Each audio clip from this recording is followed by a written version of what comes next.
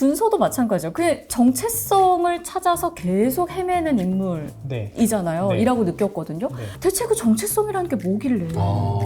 뭐길래 이토록 찾아 헤매지? 실체가 없다라고 생각이 들기도 하고 뭘까라는 생각이 좀 들었어요. 그러니까 식민지를 지배했던 국가들을 가만 생각해 보시면 네. 가장 쉽게 지배하는 방법이 그들의 정체성을 지우면 쉽게 지배할 수 있어요. 그들의 언어를 못 쓰게 하고 네. 그들의 역사를 왜곡하고 그들의 전통 문화를 없애면은 네. 그 뿌리가 없어지면은 쉽게 자기네 주체성으로 끌어들일 수 있거든요. 네.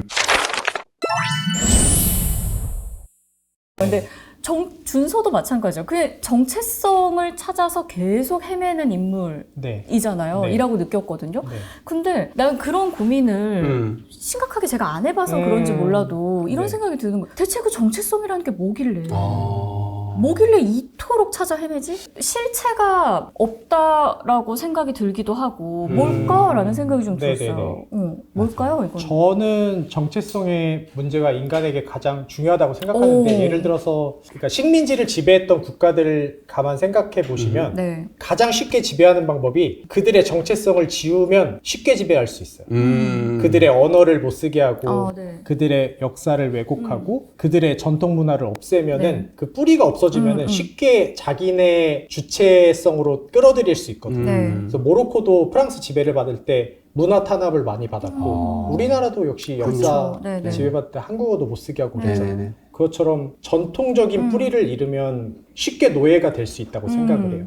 그래서 저는 요새 어떤 생각이 드냐면 우리도 지금 전통적인 정체성을 잃어가고 있는 시대이지 않나 생각이 들어요. 왜냐하면 제가 어릴 때만 해도 초등학교 때 어르신들이 너 어디시야 이런 거를 굉장히 많이 물어보거든요. 근데 요새 사회생활 하면서 본가를 이런 거 물어보는 거의 일이 안 물어보지. 없고 네, 그쵸. 그리고 제가 길거리 다니면서 변화를 느낀 게 예를 들어서 간판에 막 호남 향후회 이런 게 굉장히 많았거든요. 네. 지역사회의 어떤 네네네. 유대감을 그쵸. 형성하는 네. 그런 것도 다 없어졌고 그러니까 요즘에는 어떤 지역이 주는 유대감, 전통적 성씨의 네. 유대감 성씨 사회의 소속감도 다 사라진 것 같고 그리고 제가 어렸을 때의 기억은 아파트에서 되게 마을처럼 문도 열어놓고 서로 상부상조하고 어려운 일 있으면 돕고 저는 아버지 어머니가 어떤 일 있을 때는 이웃에게 이렇게 며칠 맡겨놓고 가신 그런 기억도 있거든요. 네네네. 근데 요새는 그런 게 다 없어져서 그쵸. 네, 그런 어떤 지역적인 소속감, 어떤 아파트의 소속감, 마을의 소속감조차 없어진 시대여서 우리 젊은 세대가 저는 정체성을 찾아야 되는, 스스로 찾아야 되는 시대에 오지 않았나 그런 생각이 들어요.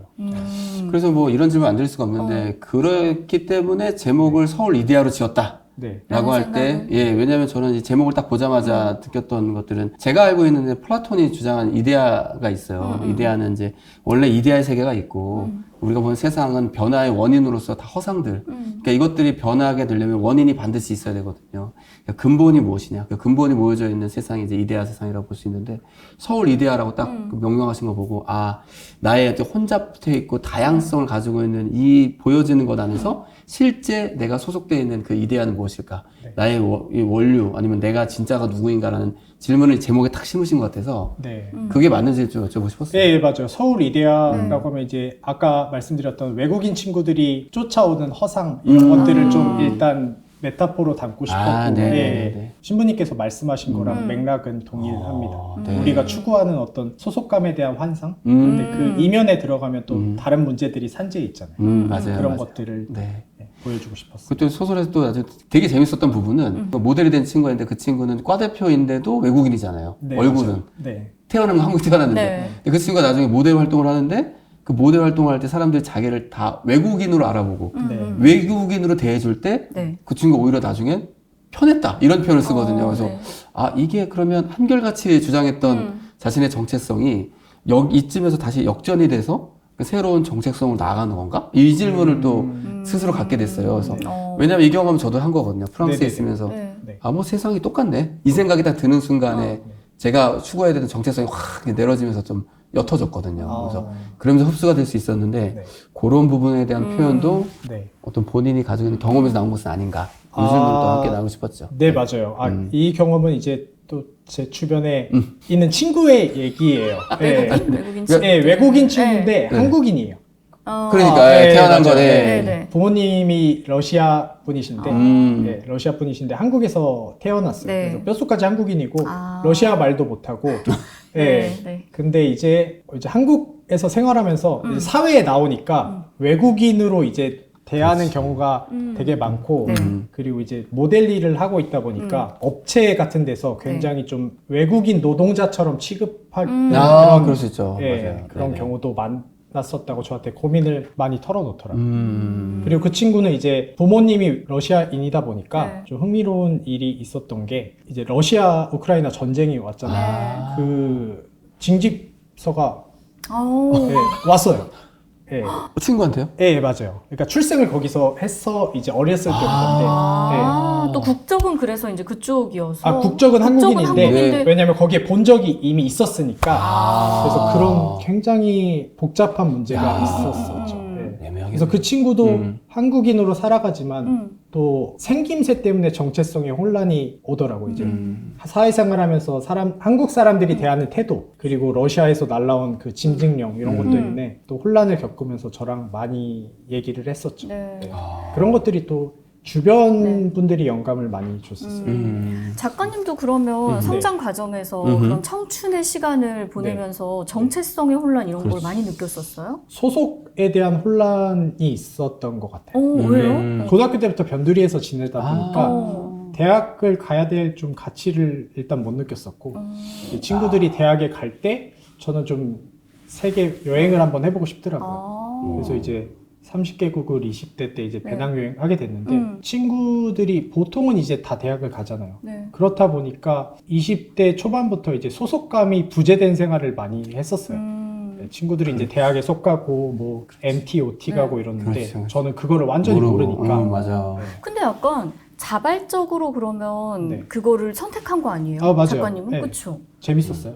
재밌었어요. 네. 근데 그게 저는 이해가 돼요. 어. 자발적 선택이라 하더라도 반드시 그 후회가 오거든요. 맞아요. 어떤 좀 부분 속하지 못한 거에 대한 네. 외로움이 오고. 외국인 친구들이랑 많이 친해졌던 게, 외국인 친구들도 아까 말씀드렸던 것처럼 조금 한국 사회 소수민족처럼 좀 변두리에 있을 수밖에 없잖아요. 그쵸. 좀 메인스트림에는 끼지 못하고. 네. 그렇다 보니까 저도 어떤 한국의 주류에 이렇게 빠져나와 있다 네. 보니까 그들과 더 친해질 수 있었던 것 같아요. 네네네. 작가님의 얘기를 듣다 보면은 자유로운 어떤 맞아요. 그런 게 느껴져요. 네. 네, 살아오신 과정이나 뭐 이런 것들이 굉장히 일반적이다 막 이런 표현도 좀 뭔가 이상하지만 보통 많은 사람들이 가는 그 길은 아닌 것 같거든요. 예, 뭐 맞아요. 대학에 진학하고 뭐 일반적으로 회사에 다니고 이런 게 아니라 대학에 진학하지 않으셨고 네. 사실은 그래서 이제 다양성을 우리가 이야기할 때는 다양성을 이야기하기 전에는 이미 뭔가 중심을 잡고 있는 게 있어야 다양성을 이야기할 수 있거든요. 근데 작가님의 이야기를 들어보니까 엄청난 다양한 경험이 오히려 더 중심에 이 뭐가 있지 않을까라는 그런 의문들을 끊임없이 던지신 것 같다는 느낌이 들고 네. 그다음에 또 이 책에서 보면 정말 다양한 사람이 등장하지만 결국 하나의 어떤 정체성을 찾아가려는 노력을 하고 있기 때문에 네. 이것이 만약 본인의 어떤 이야기라면 예. 뭐 좀 어려운 질문 될 수 있을 것 같은데 본인이 생각하는 그 중심이라는 것은 무엇인지 좀 묻고 싶습니다. 아, 저는 사실 서울이대의 저의 어떤 경험이나 감정이 많이 투영이 됐는데, 네. 저는 그렇게 30개국을 혼자 여행했던 근원적인 좀 물음과 갈증이 네.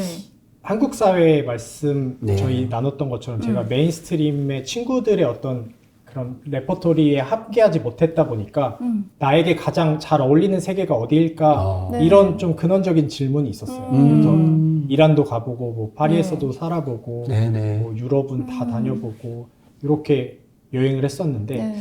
다녀보면서 느꼈던 거는 파랑새는 없다처럼 내가 어울리는 곳은 뭐 여기에도 어떤 그런 것들이 암시되어 있지만 결국 한국 세계이지 않을까. 왜냐하면 내가 한국인이기 때문에. 네. 그래서 요즘 제가 드는 생각은 내가 어울리는 세계, 내가 사랑할 수 있는 세계를 외부에서 찾는 게 아니라 좀 내가 있는 곳에서 찾으려고 하고 있고, 그거는 좀 물리적인 장소라기보다는 좀 관계와 사랑과 어떤 인간이라고 좀 생각이 들었어요. 그럼 예전에는 막 그런 것들을 찾아서 떠나는 네. 거였다면 요즘은 이제 네. 그런 것보다는 네. 머무는 약간 네, 그런 맞아요. 시간이다라고 이해를 해도 될까요? 예, 맞아요. 그러면 실질적으로 책 안에도 힌트도 있어요. 네. 왜냐면 준서라는 친구가 계속 어디도 가고 저기도 가고 장소도 가다가 결국엔 한 몇 번 정도 속할 수 있는 기회가 와요. 아, 이게 내가 지금 속하고 있구나. 내가 서울 사람이구나 하고 느끼는 지점은 누군가를 만나서 사랑할 때거든요.